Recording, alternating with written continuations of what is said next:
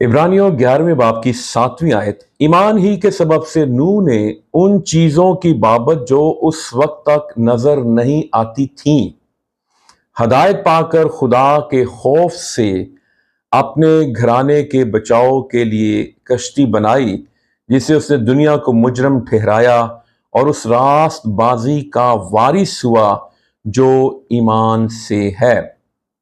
پہلی دنیا جو پانی کے طوفان سے ہلاک ہوئی، لیکن اس ساری دنیا میں خدا نے 8 زندگیوں کو بچایا، نوح کو اور اس کے خاندان کو۔ اور خدا نے دنیا کو ہلاکت سے بچانے کے لیے ایک انتظام بھی کیا۔ خدا نے کہا تو کشتی بنا، اور نوح نے کشتی بنائی اور 120 سال منادی کی، اور وہ جو کشتی تھی وہ اس کی لمبائی 450 فٹ تھی، اس کی چوڑائی 75 فٹ تھی اور اس کی اونچائی 45 فٹ تھی۔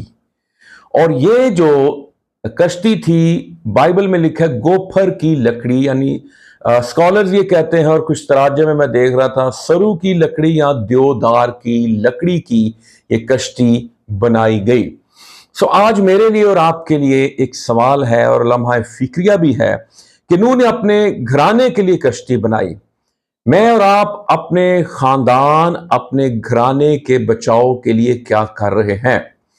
اگر ہمارے خاندان کے جو لوگ ہیں، افراد ہیں، وہ نجات کے بغیر ہیں اور آپ ان سے کلام کرتے ہیں، بات چیت کرتے ہیں، وہ توبہ نہیں کرتے، تو آپ نے پریشان نہیں ہو جانا، آپ نے ہمت نہیں ہارنی، آپ نے ان کے لیے دعا کرتے رہنا ہے، ان کے لیے شفاعت کرتے رہنا۔ اور اگر خدا آپ کو توفیق دوں تو ان کی نجات کے لیے آپ روزہ بھی رکھیں۔